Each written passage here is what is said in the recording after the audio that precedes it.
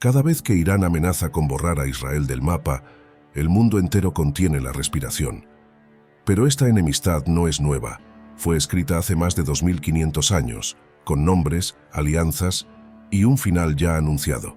El profeta Ezequiel habló de una coalición que vendría del norte para atacar a Israel en los últimos días. Y entre los pueblos nombrados está Persia, la misma que hoy conocemos como Irán. Pero no fue solo Ezequiel.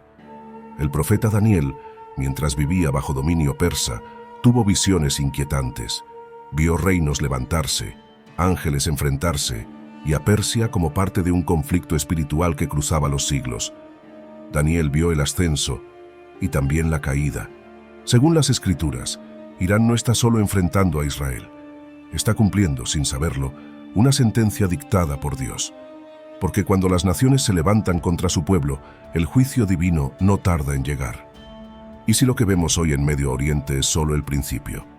¿Y si el destino de Irán ya está escrito desde hace siglos? Hoy lo descubrirás. Porque este conflicto no es político, es profético, y su desenlace ya está sellado. En los tiempos antiguos, cuando Babilonia dominaba con puño de hierro y el pueblo de Dios lloraba en el exilio, ocurrió lo impensable. Una nueva potencia se alzó desde el este, el imperio persa. No con el rugido de destrucción, sino con el decreto de un rey que cambiaría la historia de Israel para siempre. Ese rey era Ciro el Grande. No era israelita, no conocía la ley de Moisés, pero fue llamado por Dios con un título que solo un ungido recibía. Mi pastor, mi ungido, como lo nombra el profeta Isaías, más de un siglo antes de su nacimiento. Ciro permitió el regreso de los judíos a Jerusalén. Dio la orden de reconstruir el templo. Y con ello, cumplió profecías antiguas sin siquiera saberlo. Persia se convirtió en instrumento del Altísimo, el brazo secular que liberó a su pueblo cuando todo parecía perdido. Durante el dominio persa, surgieron también figuras como Esdras, Nehemías y la reina Esther, quienes encontraron favor en una corte pagana, demostrando que cuando Dios abre puertas, ni siquiera un imperio extranjero puede cerrarlas. Persia fue en su origen un aliado providencial, una nación usada por el cielo para restaurar lo que otros habían destruido.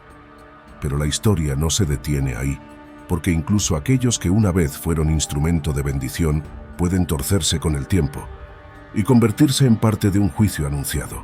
Dos de los profetas más enigmáticos de la Biblia, Daniel y Ezequiel, vivieron durante el exilio babilónico, pero sus visiones iban mucho más allá de sus días. Ambos hablaron de Persia y del destino de las naciones en los últimos tiempos. Daniel, consejero de reyes y testigo del ascenso de los imperios, vio en sus visiones un panorama profético que aún estremece.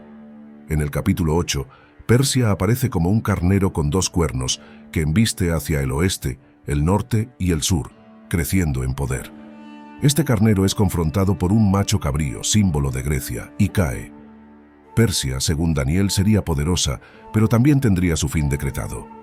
Más adelante, en el capítulo 10, Daniel recibe una visión perturbadora.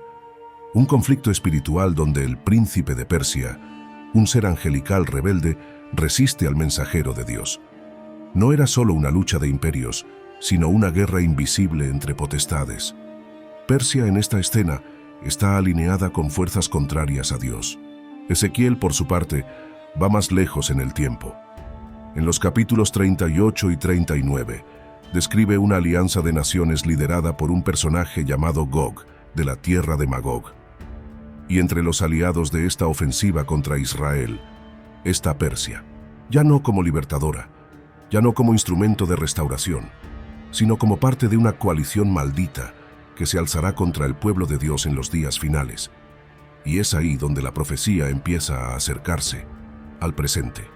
En los capítulos 38 y 39 del libro de Ezequiel, el profeta revela una visión que parece sacada de los titulares de hoy, pero fue escrita hace más de 25 siglos. Allí se anuncia que en los últimos días, un personaje enigmático llamado Gog, príncipe de Magog, encabezará un ataque masivo contra Israel. Este Gog no vendrá solo. Estará acompañado por un grupo de naciones aliadas, y una de las primeras que se menciona por nombre es Persia.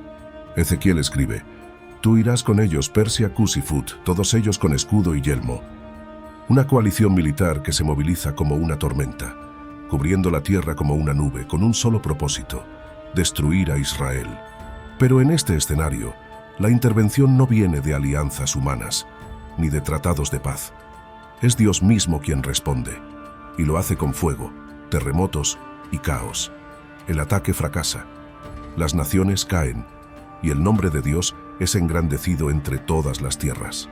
Persia, que una vez liberó a Jerusalén, ahora aparece entre los enemigos de su pueblo. Y ese cambio no es accidental, es parte del juicio final. Esta profecía no se ha cumplido aún, pero el escenario internacional, el resurgimiento del poder persa bajo el nombre de Irán, su enemistad con Israel y las alianzas con potencias del norte, hace que muchos crean que ese día se está acercando. La Biblia no da fechas, pero sí patrones, y todo indica que el patrón se está repitiendo. Hoy el nombre de Persia ha sido reemplazado oficialmente por el de Irán, pero su esencia permanece. Un imperio que renace no con coronas, sino con misiles, no con decretos de libertad, sino con juramentos de destrucción. Desde la Revolución Islámica de 1979, Irán ha abrazado una ideología profundamente opuesta a la existencia del Estado de Israel. No es solo una diferencia política, es una declaración religiosa, un odio teológico que arde como fuego. Líderes iraníes han dicho abiertamente que su misión es borrar a Israel del mapa. Y mientras la comunidad internacional debate sanciones, tratados y diplomacia, la Biblia ya dejó clara su sentencia. Persia, Irán, está caminando exactamente por la senda profética que Ezequiel anunció, un aliado en una guerra futura, movido por una enemistad ancestral. Irán ha forjado alianzas con otros países, con grupos armados, y ha extendido su influencia por toda la región. Ha financiado, entrenado y armado a quienes también desean la caída de Jerusalén. Y ha trabajado en secreto, y a veces no tan en secreto, en el desarrollo de armamento nuclear. La pregunta no es si Irán tiene poder. La pregunta es, ¿qué ocurre cuando ese poder se levanta contra el pueblo de Dios? La respuesta, según la Escritura, no deja lugar a dudas. Dios interviene, siempre, y cuando lo hace, el mundo tiembla. Irán puede desconocerlo, puede burlarse, puede conspirar, pero está cumpliendo sin saberlo un papel escrito desde la antigüedad. Y ese papel tiene un final, y no es de victoria. La Biblia no es un libro solo de promesas personales, es un relato continuo del trato de Dios con las naciones. Desde los imperios que dominaron el mundo, Egipto, Babilonia, Persia, Grecia, Roma, hasta pueblos más pequeños que solo aparecen una vez en sus páginas, todos tienen un lugar en el plan eterno, algunos como instrumentos de bendición, otros como advertencias vivientes. Y hay una verdad que se repite una y otra vez en las Escrituras. Dios puede usar a cualquier nación para cumplir su voluntad, incluso a las que no lo conocen, pero también puede juzgarlas cuando se vuelven contra Él. Persia fue, en sus inicios, una herramienta elegida. Bajo el mando de Ciro, cumplió una de las profecías más detalladas de Isaías, permitiendo el regreso del pueblo judío a Jerusalén. El mismo Dios que le llamó por su nombre antes de nacer, le entregó poder y victoria para cumplir su propósito. Y por un tiempo, Persia fue una sombra de justicia en un mundo pagano. Pero el corazón de una nación no permanece puro por inercia. Con los siglos, Persia se transformó, y lo que hoy llamamos Irán ha escogido otra senda, una marcada por el odio, la hostilidad y la ambición destructiva. Su postura hacia Israel no es una cuestión diplomática, sino una declaración espiritual, declaración que la alinea, según los textos sagrados, con los enemigos del plan de Dios. Aquí es donde surge la pregunta: ¿puede una nación cambiar su destino? ¿Puede elegir la misericordia en lugar del juicio? La Biblia responde con esperanza y con advertencia. Sí, puede, pero no todas lo hacen.